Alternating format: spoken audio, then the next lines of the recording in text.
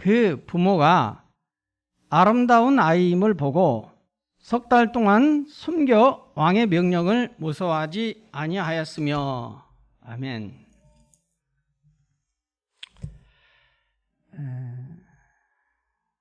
우리가 잘 알다시피 5월은 가정의 달입니다. 작년에 이어서 올해 5월도 첫째 주는 자녀들을 위한, 둘째 주는 부모들을 위한, 셋째 주는 부부를 위한 그렇게 예배를 드리기를 원합니다. 그래서 오늘은 그 첫 번째 주일로서 자녀들을 위한 예배로 하나님 앞에 드립니다. 흔히들 우리 그 부모님들은 자녀들의 미래야 또 신앙을 많이들 걱정하셔요. 그런데 사실 우리 자녀들의 현재의 모습은 우리 부모님들의 얼굴이나 다름없을 것입니다. 자녀들의 현재, 우리의 자녀들의 현재 모습이나 신앙이 사실은 부모의 신앙에 따라 자녀들의 신앙에 아주 결정적인 영향을 준다는 말씀입니다. 오늘 23절도 말씀을 보면은 모세가 태어났을 때에 그의 부모들이 취한 믿음의 행위는 모세의 삶 가운데 엄청난 영향력을 주었던 것입니다. 가장 크게는 바로 애굽 왕의 명령에도 불구하고 두려워하지 않은 채 모세의 부모님은 믿음으로 모세를 양육한 것을 우리가 잘 압니다. 먼저 23절을 한번 보겠습니다. 23절 먼저 보면은 믿음으로, 이 말이 문장을 좀 매끄럽게 하려면 이렇게 바꿨을 수도 있어요. 모세가 났을 때에 그 시간이 먼저 앞으로 가면은 우리가 이해하기가 더 쉽습니다. 그래서 모세가 났을 때에 믿음으로, 여기서 그 믿음으로의 주어 주체는 모세의 부모를 말합니다. 그래서 믿음으로 그 부모가, 모세의 부모가 모세가 아름다운 아이임을 보고, 이렇게 해석하면 좀 더 의미가 정확하게 우리에게 다가오죠. 그래서 모세가 이 세상에 났을 때 그의 부모는 믿음으로 말미암아, 믿음으로 모세가 아름다운 아이임을 보고, 그리고 나서 당시의 애굽의 왕의 명령에 의해서 아이를 죽일 수밖에 없는 그런 시대적인 상황 속에서 석 달 동안을 이 아이를 숨겨, 그 다음에 왕의 명령을 무서워하지 아니하였으며, 이렇게 나와 있어요. 자, 그러면은 모세의 부모는 믿음으로 말미암아 모세를 아름다운 아이로 보고 또 석 달 동안 숨겨 키웠고 또 왕의 명령을 무서워하지 아니하였다. 보고 숨겨 두려워하지 아니하였다. 이 모든 것을 뭐가 지배하느냐? 이 문장의 구조를 보면은 믿음으로가 지배하고 있어요. 그러니까 믿음으로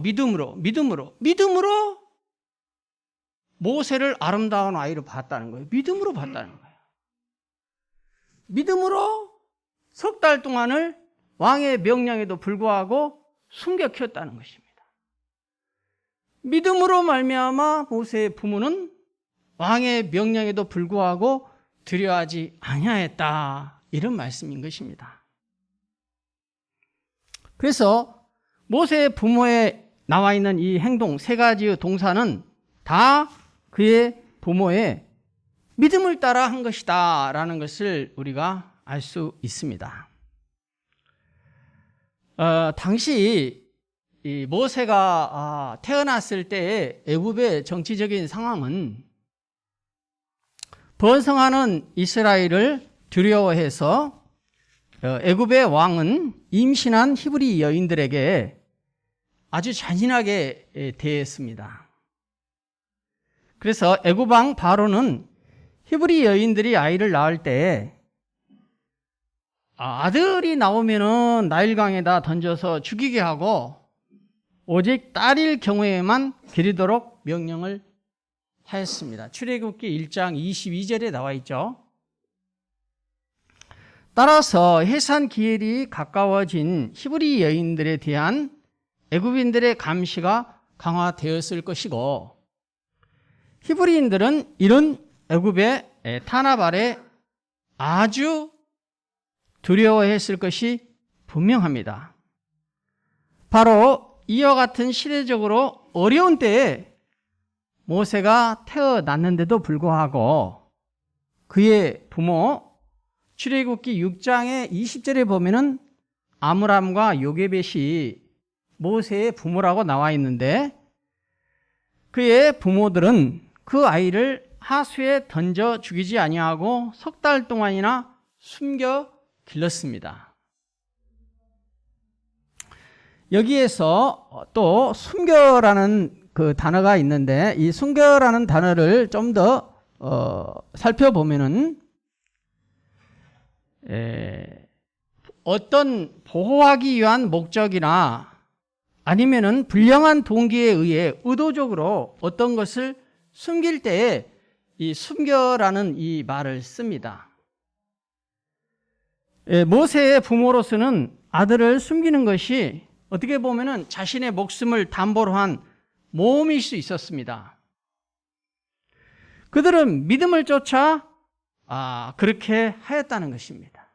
믿음이 있었기 때문에 자기의 목숨을 걸고 그 아이를 석 달 동안이나 지켰다는 것입니다. 그를 나일강 하수에 버려서 죽도록 놔두는 것이 모세의 부모가 믿는 하나님의 뜻이 아니라고 생각을 했다는 것입니다. 믿음이 그들을 이끌었던 것입니다. 한편 23절에서는 부모가 아이의 목숨을 살린 이유와 관련해서 또 다른 이유가 있는 것을 우리가 알 수가 있습니다. 그 부모가 아름다운 아이임을 보고 세상에 부모의 눈에 예쁘지 않은 자식이 어디가 있겠어요? 부모들의 눈은 우리 사랑하는 자녀들이 다 예쁩니다. 그러나 아므렙과 요게벳이 보기에 그 모세를 볼 때 이 아름다운 아이라고 나와 있는데, 이 아이를 특별한 아이로 보았던 것입니다. 여기서 아름다움의 의미를 좀 더 살펴보면은 도시적인 품이 있는 이런 뜻을 가지고 있어요. 이 아름다움의 원의 의미가 갖고 있는 의미가 아주 도시적이고 품이 있게 보인다, 이런 의미로 모세를 그렇게 그의 부모가 봤다는 것입니다. 이것은 단지 얘기 예쁘다 하는 정도의 그런 의미로 사용한 것이 아니라, 이 시대적으로 어려운 상황 속에서 이렇게 준수한 아이를 하나님께서 우리 부부에게 주셨다니 이 아이는 특별한 아이인 것 같아. 뭔가 하나님께서 이 아이를 통하여서 큰 뜻과 계획이 있는 것 같아. 이런 생각이 내포되어 있다는 것입니다. 그래서 신약에서는 모두 모세와 관련하여서 이런 아름다운 이런 표현들을 2번 쓰고 있는데, 또 다른 곳에서는 어떻게 쓰였냐면은 사도행전 7장 20절에 보니까 모세가 하나님 보시기에 아름다운지라 이렇게 표현이 되어 있어요.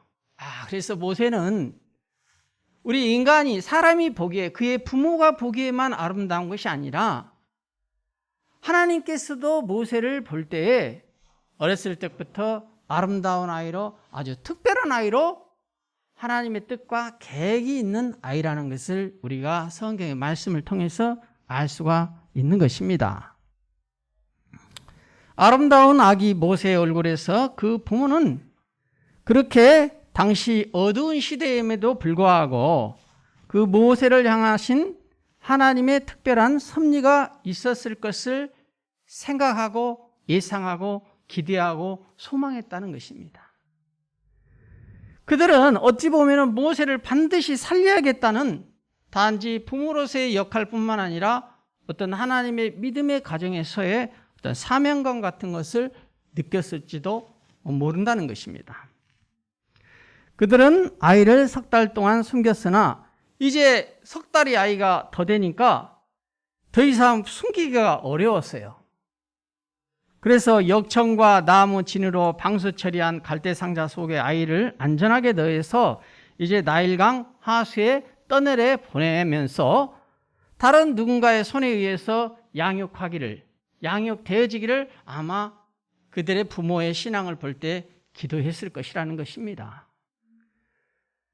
당시에 그 아이가 석 달 이상이 되면은 애굽 사람들이 이 히브리 여인에게서 난 아이들을 일부러 아이를 때려가면서 울렸대요. 석 달 이상이 되면 벌써 아이가 100일이 되잖아요. 그러면 아이가 울음소리가 우면은 짜랑짜랑해요. 그럴 때 심리학적으로 한 아이가 울면은 다른 아이는 연쇄 반응을 일으켜서 그 아이가 우는 것을 동정해서 다른 아이들도 운답니다. 이제 이런 것을 이용하여서 당시 애굽인들이 히브리인들의 아이들을 다 발견되면 남자아이들은 죽이려고 일부러 아이를 때려서 울렸다는 거예요. 그러니까 한 아이가 울면은 다른 동네 아이들도 그 아이 울음소리를 듣고 같이 울게 되는 거예요. 그러면 발각이 되잖아, 아이들이. 그렇게 해서 아이를 죽이는 그런 시대적인 배경 속에 있었기 때문에 이제 모세의 부모 아브라함과 요게벳은 정말 모세를 사랑하고 숨겨 이제 더 이상 키울 수 없는 그런 상황에 놓이게 되었을 때에 사람의 관점은 이 아이를 계속해서 숨겨 키우든지 아이를 죽이든지 그렇게 했을 수도 몰라요. 왜? 자기들이 부모가 살기 위해서는. 그러나 모세의 부모의 행동을 보면은 이 아이들의 미래는 전적으로 하나님의 손에 달려있다. 그걸 믿음으로 하나님 중심적인 믿음의 관점에서 생각을 했다는 것입니다. 그래서 나일강에 갈대 상자에다가 그 모세 이제 3달도 좀 넘은 그 아이를 넣고 나일강에다가 떠내려 보냈을 때 여러분 그때 부모의 마음이 어떻겠습니까? 찢어 죽이는 슬픈 아픈 마음, 눈물로 그 아이를 떠내면서 아마 모세의 부모들은 그 아이를 위해서 간절히 하나님 앞에 기도했을 것이라는 것입니다.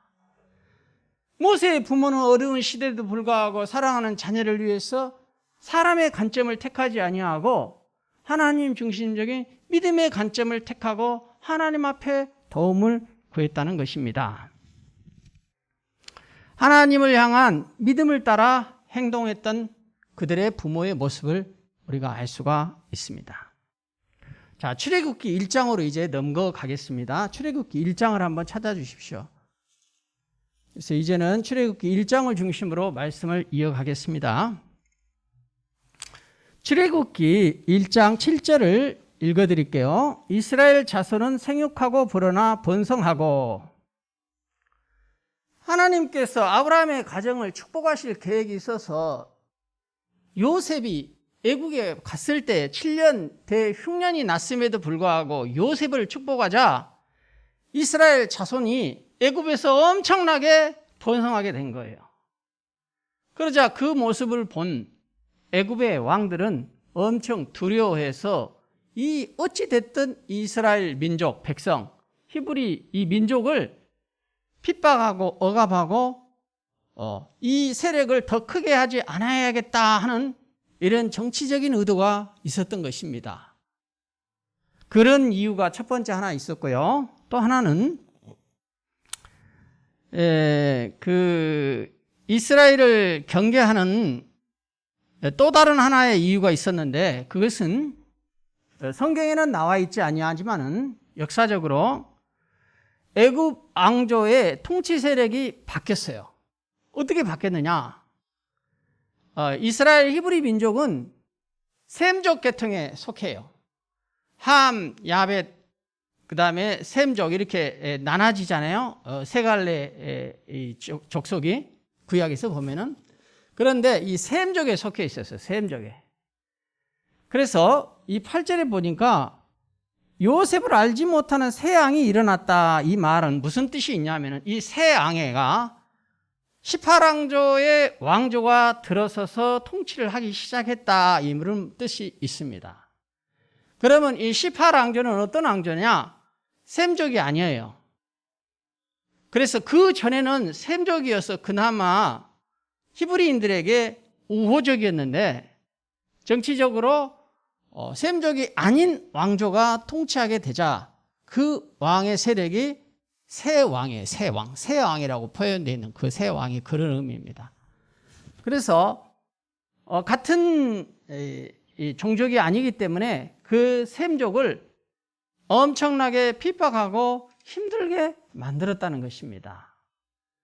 그래서 이스라엘이 크게 번성하는 이유도 있었고, 또 통치 세력이 바뀌는 이유도 있었고, 이런 두 가지 이유로 인하여서 이 당시의 새 왕, 다시 말하면 우리가 아는 바로 왕, 이 왕이 당시에 히브리 사람들에게 펼친 세 가지의 정책이 있었어요. 근데 그 세 가지의 정책이 이 출애굽기 1장에 보면은 아주 차근차근하게 자세히 잘 나와 있어요. 첫 번째 정책을, 무슨 정책을 펴느냐? 11절 여러분이 한번 읽어주세요. 11절. 자, 시작.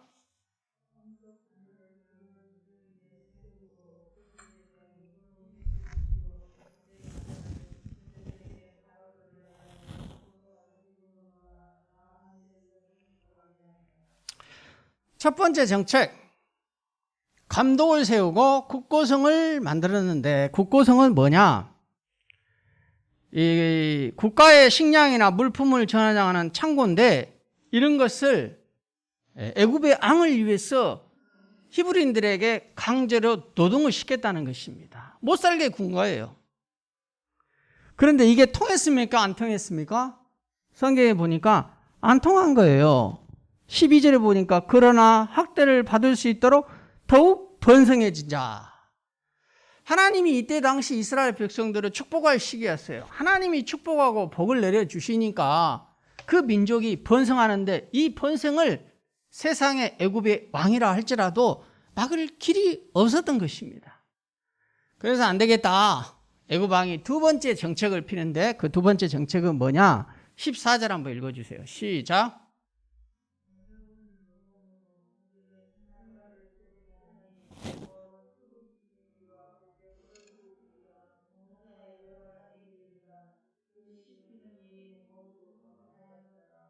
아멘. 말 그대로 14절에 나와 있는 대로 어려운 노동을 더 가하게 시킨 거예요. 그 민족을 말살하기 위해서 식민지화한 것이죠. 노예화한 것입니다. 그런데 그것도 안 통했어요.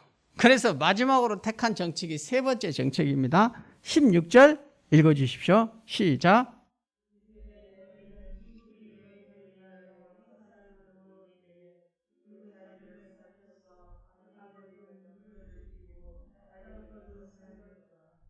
아멘.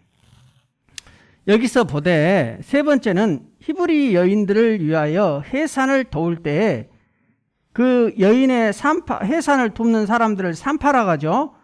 그 산파 15절에 정확하게 히브리 산파 십부라라 하는 사람과 부하라는 사람에게 말하여 아들이면은 죽이고 딸이면은 살려두라. 이 어마무시한 일은 정책을 애굽의 왕이 펼치게 된 것입니다. 근데 우리가 이미도 그 모세의 부모의 신앙은 잘 알잖아요. 그런데 여기서 한 가지 더 교훈 얻을 수 있는 게 있습니다. 그것이 뭐냐? 17절에 보니까 그러나 산파들이 하나님을 두려워하여 애굽의 왕의 명령을 어기고 남자아이를 살린 거예요. 그러면서 왕에게는 뭐라고 거짓말을 쳤느냐? 19절에 산파가 바로 왕에게 대답하되 히브리 여인은 애굽 여인과 같지 않고 아주 그 몸이 건장하여 산파가 그들에게 이르기 전에 벌써 아이를 다 낳아버렸습니다. 이렇게 얘기를 하는 거예요. 죽이기도 전에, 산파가 죽여야 하는데 죽이기도 전에 너무 히브리 사람들이, 여인들이 그냥 몸이 건강해서 아이를 금방 해산해버렸다. 이렇게 거짓말로 한 것입니다. 그랬더니 하나님이 그 사한파들에게 은혜를 베푸시고 그 백성은 번성하고 매우 강해지니라. 사한파들이 하나님 앞에 또 은혜를 받고 축복이 되는 거예요. 왜?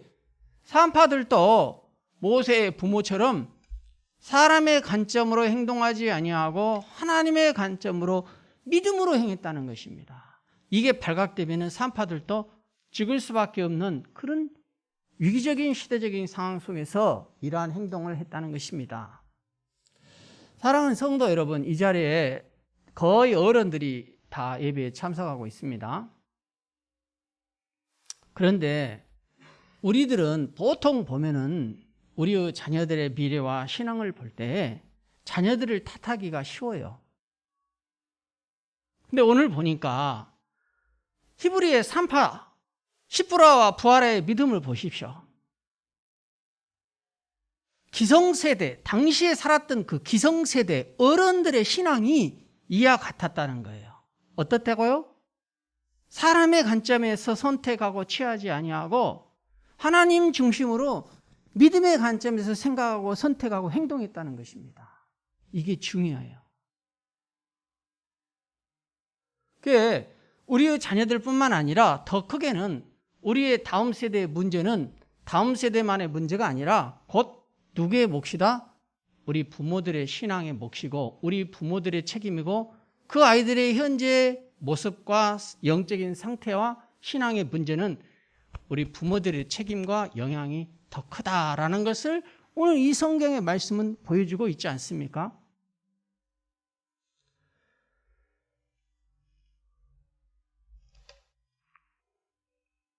자, 그럴 때에 하나님은 어떻게 하셨는가 한번 봅시다.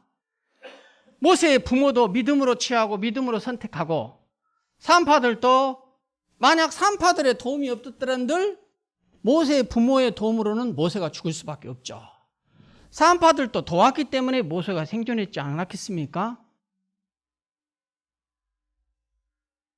자, 부모와 그 당시에 살았던 기생세대들이 하나님 중심으로 믿음의 관점에서 선택하고 행할 때 하나님은 가만히 계시는가? 아닙니다.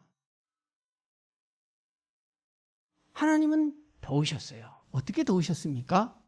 우리가 너무나도 잘 알다시피 출애굽기 2장에 보면은 마치 그 갈대 상자에 모세를 담아서 나일강에 띄었는데 그때 하필 왜 그 타이밍에 애굽의 바로의 공주가 크게 모욕하러 갔느냐 이거예요.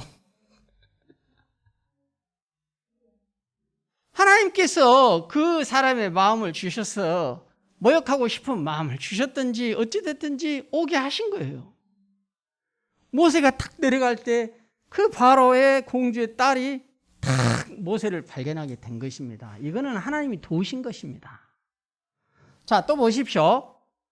어떻게 그 모세의 누나가 미리암이 그 타이밍에 그 바로의 공주의 딸에게 공주에게 이 아이를 유물을 붙여서 기르게 합시다 할 때 모세의 친어머니 요게벳을 붙여가지고 요게벳이 애굽의 궁궐에 들어가서 자기의 친아들 모세를 키울 수 있는 이런 혜택과 기회를 얻은 것이 이게 하나님께서 도우시지 않으면 어떻게 가능하겠느냐 이 말입니다.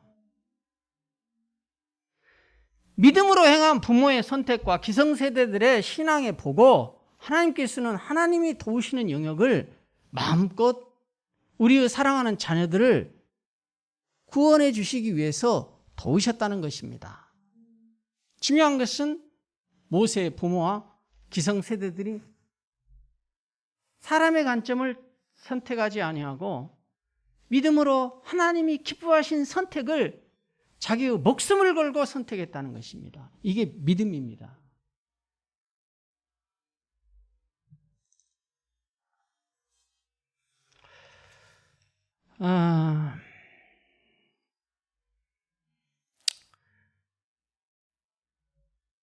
사랑하는 성도 여러분,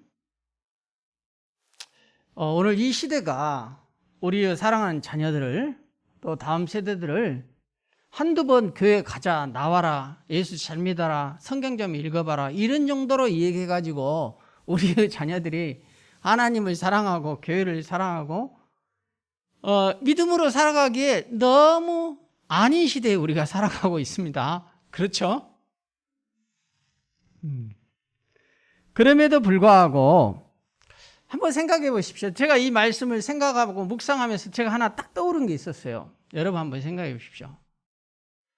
왜 하나님은 좀 더 모세를 좋은 환경에서 태어나게 하고 좀 안정된 속에서 사무엘과 같이 마치 그래서 한나에 의해서 길러지는 것처럼 그렇게 하나님은 하시지 아니하고 자칫 잘못하면 죽을 수밖에 없는 이런 어려운 상황 속에서 모세를 태어나게 하고 그의 부모의 믿음을 보고 또 그의 부모는 마치 너무나 또 모험 아닌 모험을 할 수밖에 없는 상황 속에서 모세를 길러냈는데 그런데 중요한 것은 정작 모세가 어떤 삶을 살았습니까? 그렇게 핍박했던 애굽으로부터 그 이스라엘 자기 민족을 구원해내는 민족의 지도자 리더로 하나님께서 모세를 세우셨습니다. 그리고 모세를 그렇게 사용했던 것입니다. 다시 말하면은 아무리 시대가 어려운 것은 우리에게 문제가 안 된다는 것입니다. 어려운 시대임에도 불구하고 모세의 부모의 믿음을 보니까 어려운 시대일수록 우리의 사랑하는 자녀들을 하나님 중심의 믿음의 관점으로 양육해야 한다. 그럴 때 그런 어려운 시대에서 믿음으로 자란 아이들이 더욱더 하나님 중심적인 모세와 같이 쓰임받을 수 있는 귀한 일꾼들로 자라가게 할 수 있다는 것입니다.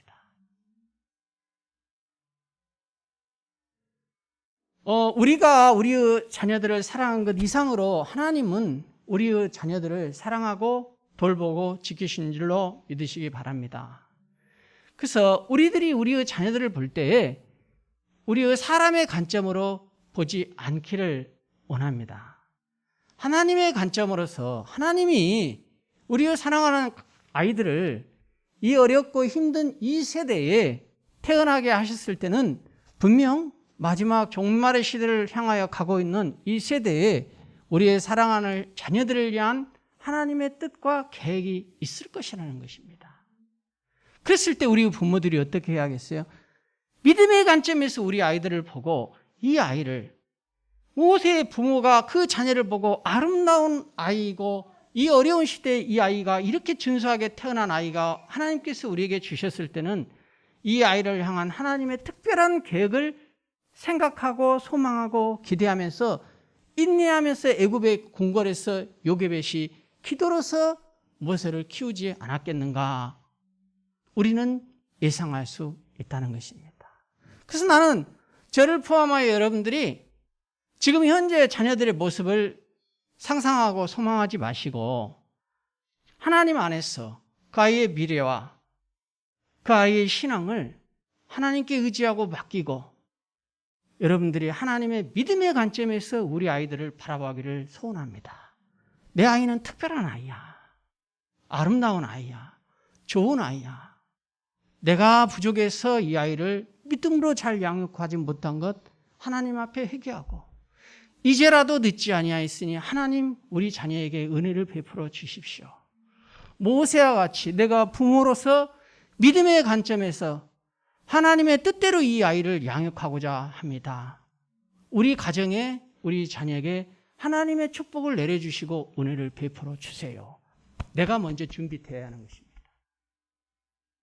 우리 부모들이 준비될 때 하나님께서는 오늘 모세를 도왔던 것처럼 돕는 사람을 이렇게 저렇게 붙여주셔서 80년 뒤에 모세의 삶을 보십시오. 그는 민족의 지도자로서 하나님 앞에 크게 쓰임받고 구약의 대표적인 신앙적인 인물이 되지 않았습니까? 사랑하는 성도 여러분, 하나님은 평소 때는 은근하게 천천히 느리게 우리의 자녀들을 보호하고 돕습니다. 근데 지금 모세가 겪고 있는 이런 특별하고 유기적인 상황 속에서는 아주 특별하고 유기적으로 하나님의 일하심을 전혀 우리가 예상하지 않는 방식으로 우리를 도우십니다. 그것이 하나님의 방식입니다. 우리의 자녀들을 키울 때에도 반드시 위기적인 모세와 같은 상황은 앞으로도 엄청나게 닥쳐올 것입니다. 그럴 때 하나님이 모세를 도우셨던 것처럼 그 어려운 환경에서도 모세를 통하여 이스라엘을 구원하신 것처럼 우리 사랑하는 자녀의 미래와 축복은 하나님의 손에 달려있다는 것을 믿으시기 바랍니다. 이걸 분명히 해야 해요. 그런데 우리들의 자녀들의 하나님의 축복은 부모의 신앙에 달려있었던 것을 분명히 오늘 말씀을 통하여서 보았습니다. 사랑하는 우리 자녀들을 기를 때 사람의 관점이 아닌 하나님 중심의 믿음의 관점에서 양육하시는 귀한 부모님들이 되시기를 예수 그리스도의 이름으로 축복합니다. 그렇게 합시다. 힘내십시오. 우리 할 수 있습니다. 소망을 가지십시오. 우리 자녀들에게.